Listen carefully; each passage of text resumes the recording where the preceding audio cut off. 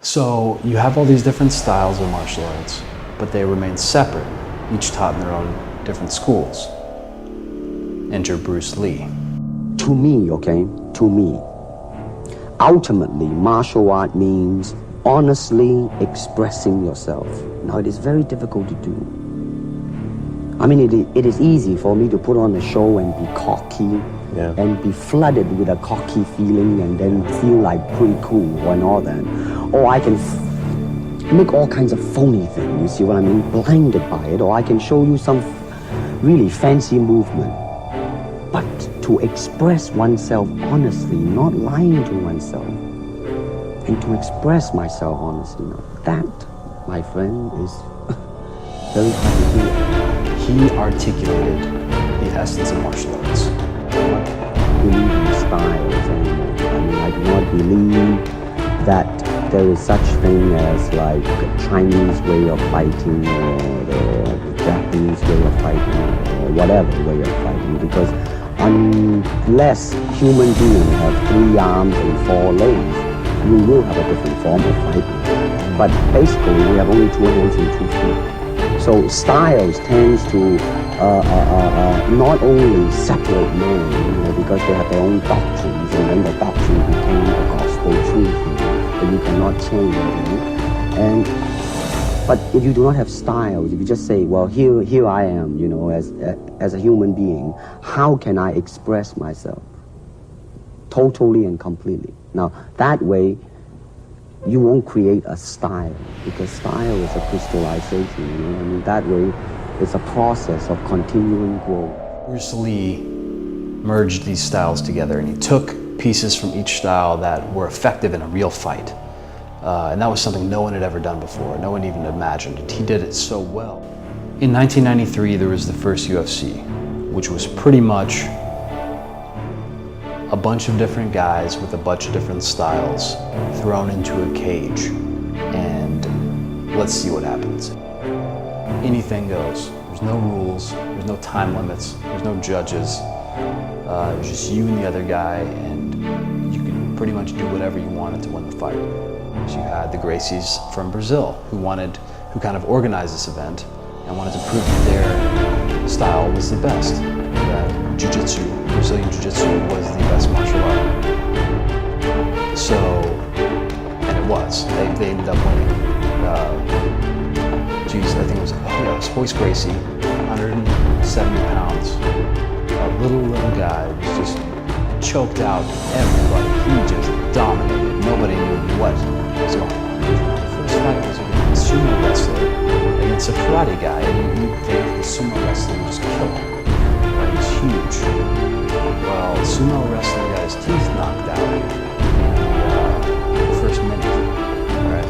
That was the first fight of the UFC. The sport's come a long way since then. The sport was actually banned. You couldn't show it on pay-per-view anymore, and it was losing a lot of money.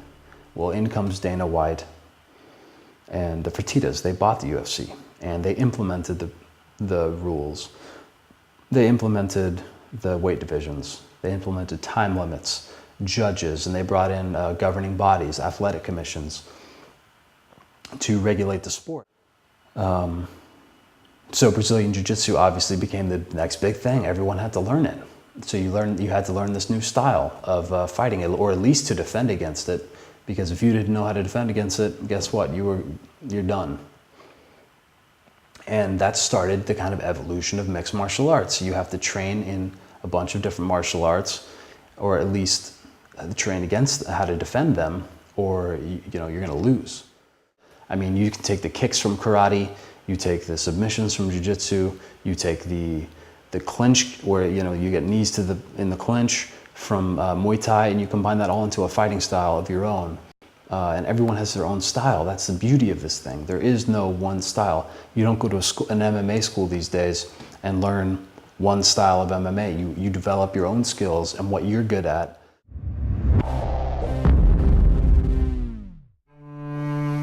People like me, when I didn't know what the sport was all about, are starting to understand it. In fighting, you can't lie. You can't hide. You're not going to run. It's you and the other guy, and you know, it's honest communication.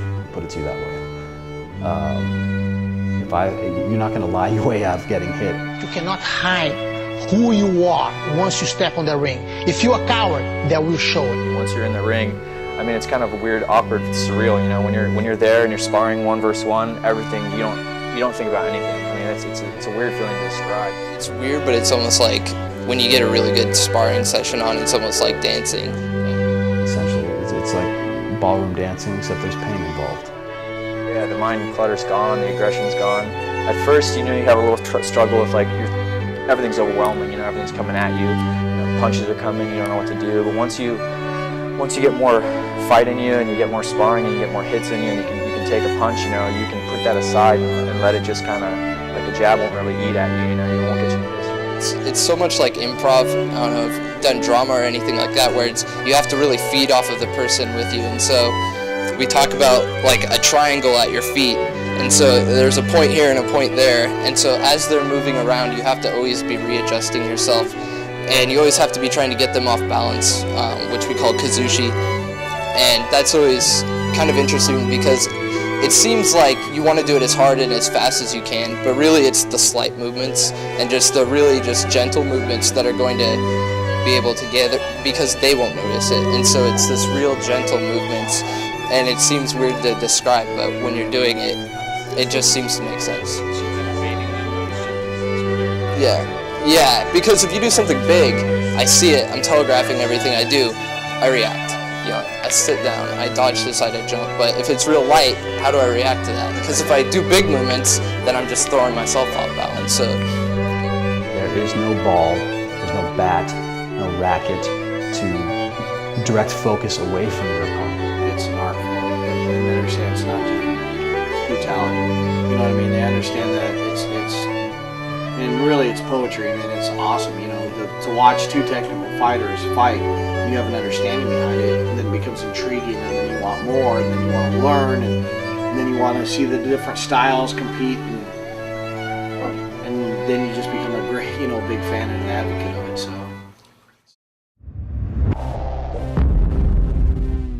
I know some people that it's human cockfighting. Why are they doing this? You can get killed. You know, they're getting knocked out. Look at them, they're unconscious. And the first impression is hit him, knock him out, hurt him.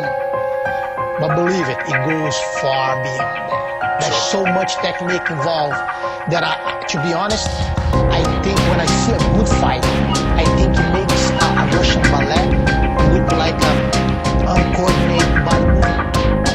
Guys, when we go in and train, you know, it just calms us down for the rest of the day. You know, we're pretty high wired. You know, we're on the go. You know, we're freaking tough. You know, but fighting is like, you know, you get in there and you put your work out in, and it is a de-stressor. Kind of the rest of the day, you're like relaxing.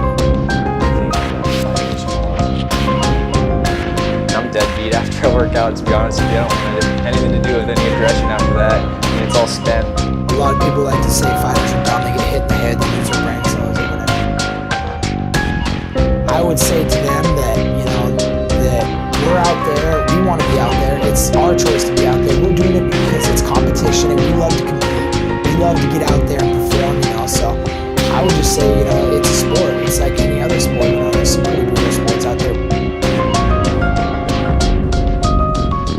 The martial arts does more than just teach punching and kicking. It does develop confidence and self-esteem. It does help to develop awareness and your ability to protect yourself and your family. In the gym that I was training at in Eugene, there's probably 100 girls that come in there. They just come in there for the boxing classes because, you know, it works on their fitness. You know, it's being active, you know, and being active, and that goes out to when you're in the environment. You know, being active in the environment and just, you know, it's a better lifestyle. And having something where they can get out and be dynamic and make some noise and punch and kick a bag, those are the things that get them excited, so that they actually start exercising and doing the things that are going to help them be healthy, you know, over the long term.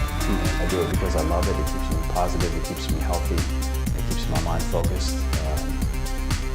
And I'm just a better person because of it.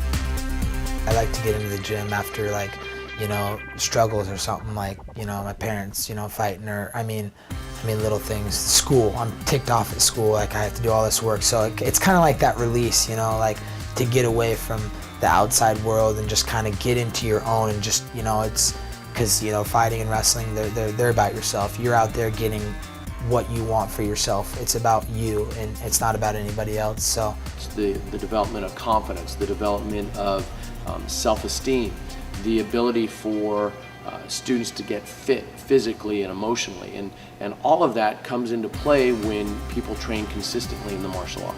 It teaches discipline, it teaches sportsmanship, gamesmanship.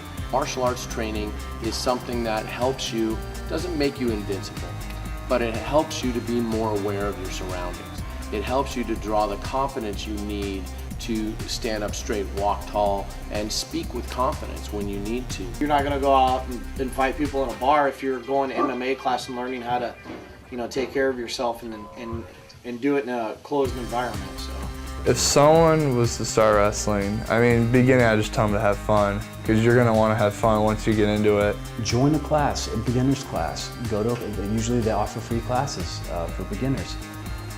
What you can do, you know, start out, and you'll find that it's something that you didn't expect. You start out learning the basics, and you start out having fun. And it's not about hurting each other. I mean, I like to just say, you know, try it out. You know, if you hate it so hard, why don't you give it a shot and see how it works out? But I mean, you tend to do that, and people just don't want to do it anyway, and say, oh, you just want to, you know, get in there and beat me up. It's like, no, I mean, I just want you to realize what it's like. You know, you can't dog it unless you try it. You know? So if you don't like it, you don't like it, but at least you can say you tried it, and I'm pretty sure that you will get a better understanding of the sport, and it's going to be something that you never expected. honestly, I would say at least go to 3 or 4 MMA classes and take them.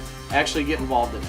Go, or even if you don't take them, just say you're an older person, you have some knee problems, back problems, but you still think the sport's violent. Go observe. Go watch it. It's something you have to just do. You have to jump in and experience yourself. Everyone's got their story on it, you know. You can ask someone how a tattoo feels. You never know until you get that needle on you, you know. Same kind of description. I mean, you can apply it to boxing too. You won't know until you're actually in the ring. You know, people who don't understand the sport have never tried the sport. I'll tell it to you. I've never met anyone who's tried the sport and not liked it.